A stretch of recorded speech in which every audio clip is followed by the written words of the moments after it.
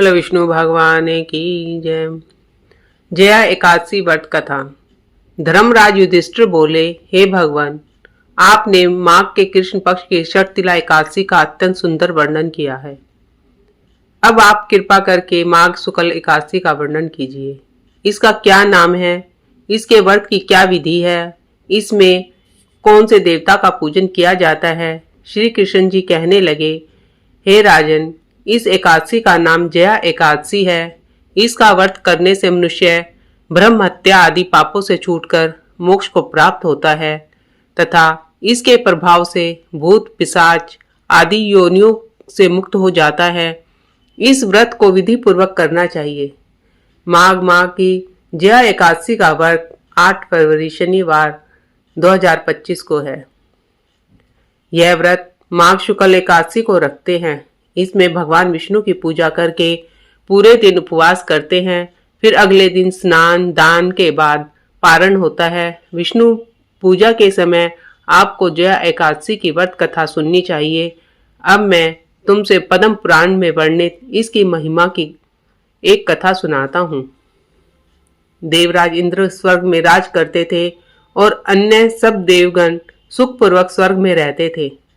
एक समय इंद्र अपनी इच्छा अनुसार नंदन वन में अप्सराओं के साथ विहार कर रहे थे और गंधर्व गान कर रहे थे। उन गंधर्वों में प्रसिद्ध पुष्पदंत तथा उसकी कन्या पुष्पवती और चित्रसेन तथा उसकी स्त्री मालिनी भी उपस्थित थे। साथ ही मालिनी का पुत्र पुष्पवान और उसका पुत्र माल्यवान भी उपस्थित थे। पुष्पवती गंधर्व कन्या माल्यवान को देखकर उस पर मोहित हो गई और माल्यवान पर काम बाण चलाने लगी। उसने अपने रूप लावण्य और हाव भाव से माल्यवान को वश में कर लिया। हे राजन, वह पुष्पवती अत्यंत सुंदर थी।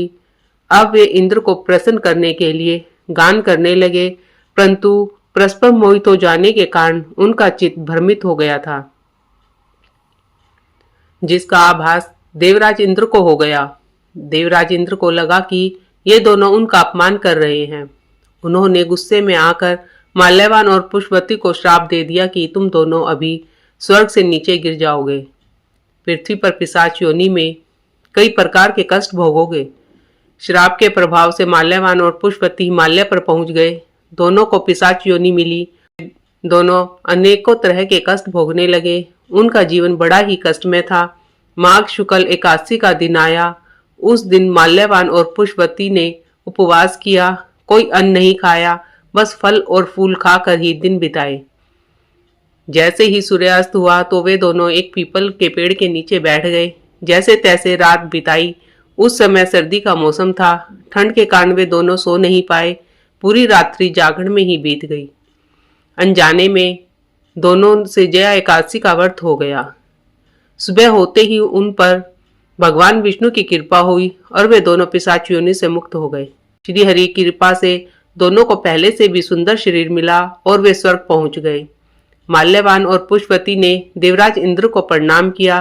तब इंद्र दोनों को देखकर आश्चर्य में पड़ गए कि इनको पिशाच योनि से मुक्ति कैसे मिली। उन्होंने दोनों से पिशाच योनि से मुक्ति का उपाय पूछा। तब माल्यवान ने बताया कि यह सब जया एकादशी का प्रभाव है। श्री हरि विष्णु की कृपा से दोनों को पिशाच योनि से मुक्ति मिली है।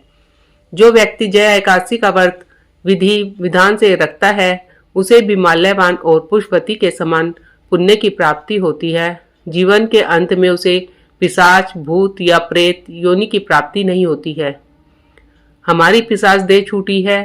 तब इंद्र बोले कि हे माल्यवान, भगवान की कृपा और एकादशी का व्रत करने से न केवल तुम्हारी पिशाच योनि छूट गई है, बल्कि हम लोगों के भी वंदनीय हो गए हो, क्योंकि विष्णु और शिव के भक्त हम लोगों के वंदनीय हैं।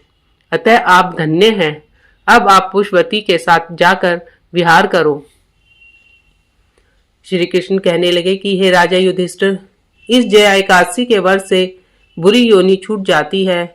जिस मनुष्य ने इस एकादशी का व्रत किया है, उसने मानो सब यज्ञ जप दान आदि कर लिए। जो मनुष्य जया एकादशी का व्रत करते हैं, वे अवश्य ही 1000 वर्ष तक स्वर्ग में वास करते हैं। बोलो विष्णु भगवान की जय, लक्ष्मी नारायण भगवान की जय। श्रीमन नारायण नारायण नारायण, भजमन नारायण नारायण नारायण। लक्ष्मी नारायण भगवान की जय।